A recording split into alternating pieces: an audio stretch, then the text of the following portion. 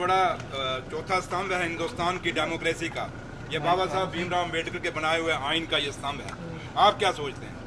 आपको भी अपना एक व्यू देना चाहिए। लेकिन जहाँ तक ताल्लुक है, वो ऑफिसर जिसने गुरसाई में मिलिटेंटों के साथ मुकाबला किया हो, वो ऑफिसर जिसने थाना मंडी के टाइम में वहाँ सचो था, वहाँ मिलिटेंटों को मारा हो, वो ऑफिसर जिसने डोडा के अंदर उग्रवाद का मुकाबला किया हो, वो ऑफिसर जिसने सुपवाल के अंदर मिलिटेंटों का रात को मुकाबला किया हो, जिसका इतिहास जो पूरा उसका बैकग्राउंड है, उसका बायोडाटा हो जिस ऑफिसर का, कि उसने अपने पूरे दौर में उग्रवाद के खिलाफ, क्रिमिनल्स के खिलाफ जहाँ जहाँ वहाँ रहा, आप लोगों को पता है कि वहाँ उसने एक अपना नाम कमाया और हमेशा चाहे वो क्रिमिनल थे चाहे उग्रवाद थे उसका मुकाबला किया है। तो आज अगर उस ऑफिसर के घर में अगर कोई आदमी, वो आदमी जब उग्रवाद पीक पे था जम्मू कश्मीर में, उसमें छुप के अपने घरों में बैठा था, आज वो उसको कोई कुर्सी मिल गई है तो वो सोचता है कि दबा लेगा, तो वो मुश्किल है। ये परिवार जो आपके सामने खड़ा है, एक फौजी का परिवार है। मेरा फादर फौज में थे, मेहनत करके तिनका जोड़ के यहाँ तक पहुँचे हैं।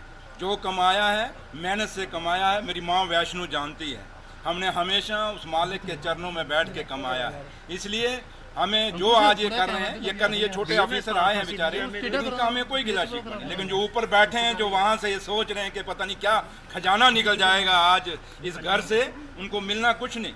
आपके सामने वो निशारा भी गए थे, क्या निकल गया अभी तक? मेरे पास कितनी फाइलें आती हैं जहाँ पे लोगों को रंगे हाथ पकड़ते हैं, उसके बाद उनको कहते हैं जी क्लियर हो गया। तो इसलिए ये एक डिबेट है। लेकिन एक बात मैं जरूर कहूँगा, जो ऑफिसर ऊपर बैठ के आज तमाशा देख रहे हैं कि दिन बदलते, हालात बदलते, वक्त नहीं लगता। अगर वो दिन नहीं रहे तो ये दिन भी नहीं रहेंगे। लेकिन इतना है कि मैं आप पत्रकार भाइयों से एक चीज़ जरूर कहूँगा कि आप जब ये न्यूज़ चलाएंगे, छापेंगे, आपकी 100 दुश्मनियाँ किसी के साथ भी होंगी, लेकिन वो न्यूज़ छापना, इस विजय सिंह चौधरी का इतिहास, पिछला बायोडाटा देख लेना कि इसने कितना मुकाबला किया हुआ है। अब मर्जी है, हम सुन रहे थे लोग आज कईयों के घरों में वो खुशियां मनाएंगे, लेकिन इतना याद रखना कि अगर एक ऐसा ऑफिसर जिसने उग्रवाद के खिलाफ अपना एक पूरा, उसको कोई इनाम नहीं दे सके, उसको पूरे आज तक इनाम नहीं दे सके, आज तक उसकी प्रमोशन की फाइल रोकी हुई है, पूरा बैच प्रमोट हो गया। अगर आप उंगली उठाने जाएंगे तो पता नहीं कितने लोगों के उंगली उठेंगे। लेकिन जो काम करने वाला ऑफिसर पुलिस डिपार्टमेंट में है, वो आज सोचने पे मजबूर हो जाएगा कि अगर विजय सिंह ने इतना काम किया था, उसको लास्ट में at the words of retirement क्या रिजल्ट मिला था, ये ऑफिसर, वो मुलाजिम, जो नए लड़के हैं जो काम करना चाहते हैं, वो सोचने पे जरूर मजबूर होंगे। ये उनको पूछिए जिन्होंने ये मेहमान भेजे हैं। लेकिन इतना जरूर कहूंगा मैं कि मैं माँ वैष्णो देवी को मानता हूँ, मेरा परिवार छठी पातशाही को मानता है। मैं उस गांव से आता हूँ जहाँ संत बाबा सुंदर सिंह अली बेग वालों का गुरुद्वारा साहब है। हम संतों, महापुरुषों, उन देवी देवताओं को मानने वाला ये परिवार है। इसलिए जो कमाया है मेहनत से कमाया। लोग 100 एलिगेशन लोग लगाते हैं, जो मर्जी लगाएं, लेकिन हम अपनी आत्मा को जानते हैं। इसलिए आज भी आप देखें मेरे चेहरे पे कहीं हाँ दुख जरूर है कि मेरा वो भाई जिसने पूरी उम्र, जिसको हम मना करते रहे कि मत कर, मत आगे फ्रंट पर मत आ, लेकिन वो आता रहा, उसका फल आज उस मेरे भाई को ये मिला है। इसलिए दुख जरूर है मुझे कि जिस भाई को अवार्ड मिलना चाहिए था, उसको प्रमोशन मिलनी चाहिए थी, उसको प्रमोशन को रोकने, क्योंकि उसकी फाइल आपको पता होगा दोबारा चली है, उस फाइल को रोकने के लिए, उस प्रमोशन की फाइल को रोकने के लिए कुछ लोग जो ऑफिसर पुलिस की इनर जो रेवलरी है, कुछ ऑफिसर जो इसको पसंद नहीं करते थे, वो सोचते हैं कि शायद विजय सिंह को दबा लेंगे। आप लोग विजय सिंह को जानते हो, विजय सिंह दबने वाला नहीं। लेकिन इतना जरूर है, ये लड़ाई शुरू हुई है, अब इसका मुकाबला हम करेंगे, लीगली तरीके से करेंगे। हमें हिंदुस्तान की जुडिशरी पे और जम्मू कश्मीर के काफ़ी सारे अच्छे ऑफिसर भी हैं जिन पे हमें भरोसा है, और जो लोग इंसाफ करेंगे। अगर विजय सिंह गलत है तो गलत होना चाहिए, अगर वो सही था तो उसको अवार्ड मिलना चाहिए था, उसकी प्रमोशन होनी चाहिए थी, ना कि आज उस 2-2.5 साल बाद या उसकी रिटायरमेंट थी उसके पहले आप उसकी प्रमोशन रोकने के लिए इतना बड़ा तमाशा करा। आपको लगता है कुछ मिलेगा उनके घर से? चलो आप भी इधर हैं, शाम तक बैठो, वो भी इधर हैं। यहाँ कईयों के पहले घर में पड़ा है तो क्या हो गया? जो लोग ऑफिसर जो काम करने वाले हैं उन पे एलिगेशन किस पे लगते हैं? काम करने पर। कभी उस ऑफिसर निकम्मे पे एलिगेशन लगते देखे जो सिर्फ दफ्तर से बैठ के सियासतें करता है? ये ऐसे निकम्मे ऑफिसर जो हैं ये साजिशें चलते हैं। लेकिन जो काम करने वाला ऑफिसर है, कभी आपने देखा उसको कि भाई उस पर एलिगेशन नहीं लगते? चाहे कोई भी लीडर होगा, चाहे भी कोई भी आदमी काम करना, और आप पत्रकार हैं, अगर आप अच्छा काम करेंगे आप पे भी एलिगेशन लगाएंगे, तो जो पत्रकार चमचागिरी करता रहेगा भाई। मैंने कहा कि सुरेंद्र चौधरी अगर इनसे डरता होता तो शायद आपके सामने यहाँ खड़ा होकर अभी बोल के नहीं जाता।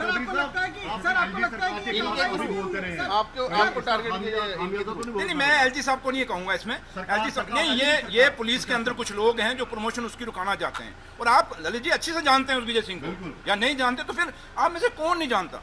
मतलब उस आदमी ने जिंदगी में कितनी मेहनत की है, कितना काम किया है। बाकी आज उसके वहाँ बेटा है, उसके क्रैशर पे वहाँ गए।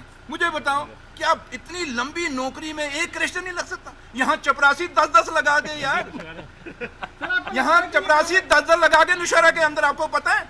तो इसलिए आप एक क्रैशर पे कहते हैं विजय सिंह का क्रैशर बेटे का क्या, वो यार इतनी लंबी उसने नौकरी की, बच्चे एडजस्ट नहीं करने थे।